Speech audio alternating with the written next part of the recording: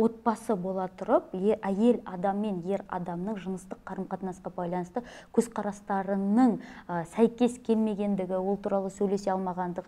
Нәтижесінде екеуі де осознанный деп айтамыз, саналы өмір сүрмегендігі анықталды. Яғни біреуі жаңағындай ашудың, ызаның, өзінің ойында ер адамды өте бір андай тиран ретінде, бір мені мүлдем түсінбейді деген секілді бір не жасап алған, образ жасап алған, әйел соған сай әрекет етіп жүрген. Ал ер адамның тарапында ажырасамыз деп келген жұптарды, мен айтамын да, бұл проблема дәл қазір басталған жоқ. Мұның барлығында түпкі тамырында диалогтың жоқтығы жатады.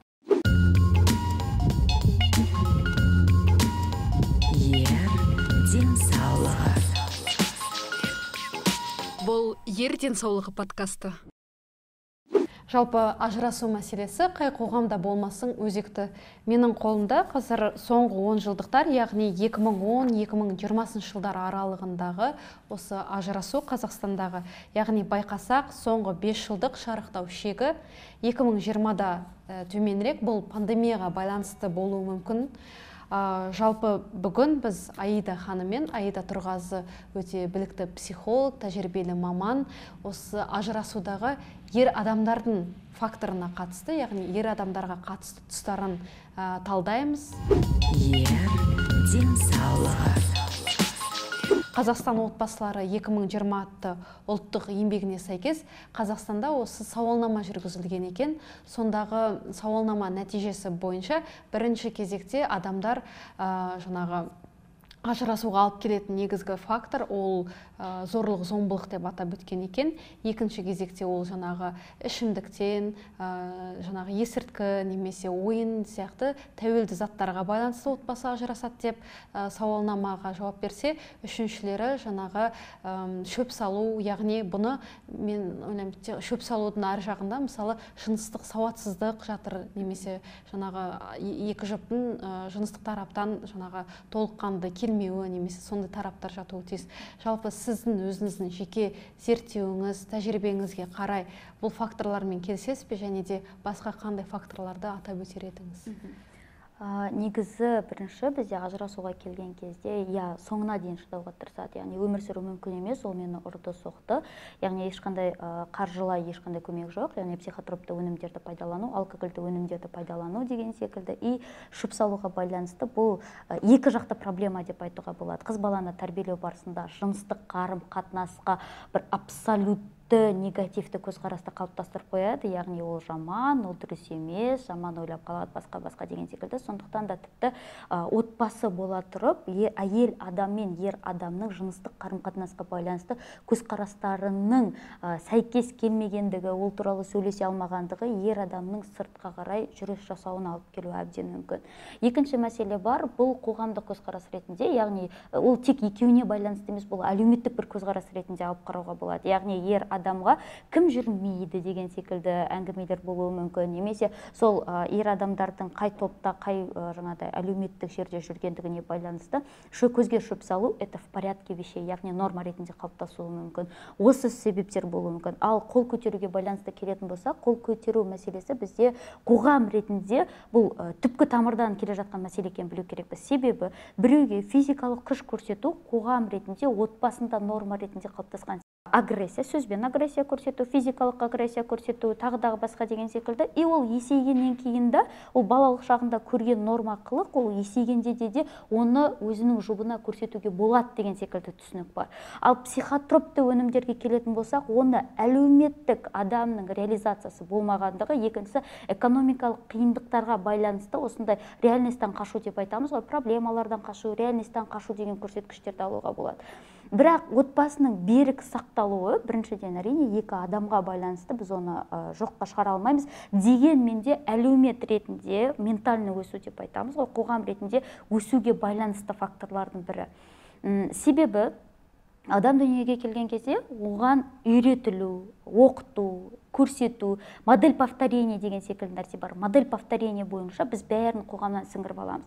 Яғни бізде қазір былай түсінік қалыптасқан ғой, қазіргі болып жатқан оқиғалар қазіргі жастардың проблемасы ретінде көрсетіледі. Шын мәнісіне келетін болсақ, ол олай емес. Яғни қазіргі жастардың болып жатқан ажырасу проблемасы, ол оның алдындағы ұрпақтың біздің жаңағыдай қазіргі жастардың болсын, оның алдындағы жастардың болсын сіңірген немесе соны өсіру барысындағы бір пробелдар, проблемалардың тек нәтижесі болып қалады. Денсаулығы. Тәжірибеме келгенде ажырасамыз деп келген жұптарды мен айтамын да, бұл проблема дәл қазір басталған жоқ. Бұл проблема сіздер үйленген кезде басталған жоқ. Бұл проблеманың басы сіздердің отбасылық өмірге дейінгі кіру стадияларыңыз. Екеулеріңіз бір-бірлеріңізді таңдаған кездегі, яғни жүру деп айтады ғой, бір-бірін тану стадиясында. Екінші мәселе бар, оның түбіне кіретін болсақ, ер адамның, әйел адамның отбасында қандай отбасы моделін алды, өзі жайлы қандай пікірде, өзінің әлеуметтік рөлі жайлы қандай пікірде, солай түбінен бүйтіп алып келу керекпіз. Сондықтан да қазіргі болып жатқан бум деп айтуға болады. Ажырасу ол біріншіден абсолютно еркіндіктің келгендігі, адамдар, тұлғалар еркіндік, шекара, граница деген секілді мәселелерді алады. Бірақ онымен не істеу керек, яғни сауатты, сау экологиялық деңгейде пайдалана алмауынан келеді. Денсаулығы. Өте өкінішті жағдайлардың бірі бұл жеке тұлға, ер адам ретінде бір-бірімізді тұлға ретінде қабылдай алмаудан болып жатқандығында. Екінші мәселе бойынша мен өзімнің жаңағындай партнер ретінде қабылдай алмай тұрсын, өз-өзіммен справляться ете алмайтындығымда, яғни біздікілер қалай диалог деген нәрсе бізде абсолютно жабық. Жаңа айтып жатырмыз ғой, психотропты өнім болсын, физикалық күш көрсету болсын, одан бөлек көзге шөп салу болсын, мұның барлығында түпкі тамырында диалогтың жоқтығы жатады. Яғни мен өзімнің партнерымды тұлға ретінде қабылдай алмаймын. Менің көзімде партнерім ол просто, енді ер адам тарапынан деп айтып жатырсыздар, ол просто қатын, да?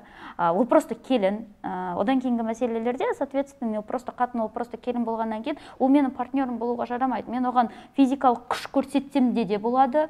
Мен жаңағындай екінші, өзім нереализованный болуы мүмкін, себебі мен партнерымнан да көмек күте алмаймын, көмек ала алмаймын. Оның, возможно, даже былай айтуға болады, мүмкін себептері ретінде, мен өзім реализация етілмегеннен кейін, реализацияны мен қай жақтан іздеймін, менің қазіргі состояниеме бірден медикамент арқылы, психотропты өнім арқылы, алкогольдік өнімдер арқылы, басқа арқылы тез жағдайды өзгертіп жіберетін дүниелерді іздеймін. Оның бірі не болып табылады, сол бағанағы нені алу болып, өнімдерді пайдалану болып табылады. Бұл менің әлеуметтік рөліме тез әсер етеді, яғни жұмыстан шығып кету деген секілді, туыстармен қарым-қатынас деген секілді, отбасындағы өзімнің жаңағындай бір рөлдарымды атқармауға алып келеді. Сондықтан да ажырасудың себебі осы болып келеді. Түпкі тамырына келген кезде мұның барлығы тұлғалық проблемалардың көрсеткіші. Ал тұлғаның қалыптасуы ол опять-таки отбасынан басталатындығында.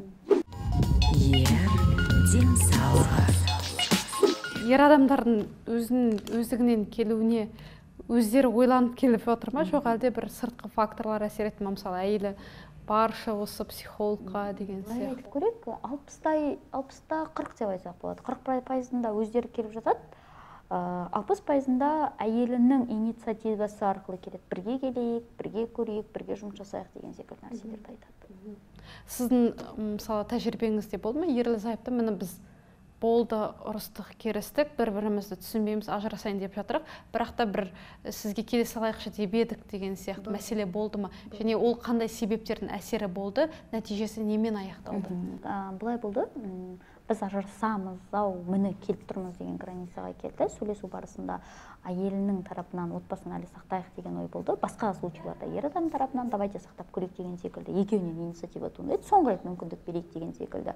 И нәтижесінде екеуі де осознанно деп айтамыз, саналы өмір сүрмегендігі анықталды. Яғни біреуі жаңағындай ашудың, ызаның, өзінің ойында ер адамды өте бір андай тиран ретінде, бір мені мүлдем түсінбейді деген секілді бір не жасап алған, образ жасап алған, әйел соған сай әрекет етіп жүрген, ал ер адамның тарапында сырттан келген әсерлер болған. И шын мәнісінде психологтың алдына келген кезде олардың бір-бірлеріне деген сезімі бар, басқа біреумен қарым-қатынас неғылғысы келмейді, және балалардың алдындағы жауапкершілікті сезінгеннен кейін отбасын сақтайық деген шешімге келді. И модель поведения деп айтамыз, КПТ-нің өзінде, когнитивно-поведенческая терапияның өзінде адамға ауыр немесе айналасындағы адамдарға ауыр тиетін әрекеттерді тоқтату немесе өзгертуді біз көздеп отырамыз. И сол кезде екеуі де әрекеттерін және өмірін басқалай жасауға тырысты.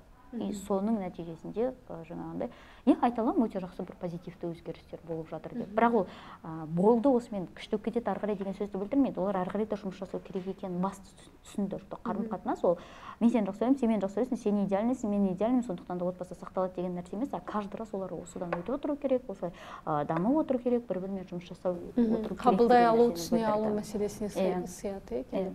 Егер де денсаулығыңызға қатысты мазалаған қандай да бір сұрақтар болса, пікірге жазып кетіңіздер. Келесі бөлімдерде міндетті түрде маманнан тиісті жауап аласыздар. Пікір қалдырыңыздар, лайк басыңыздар және каналға жазылыңыздар.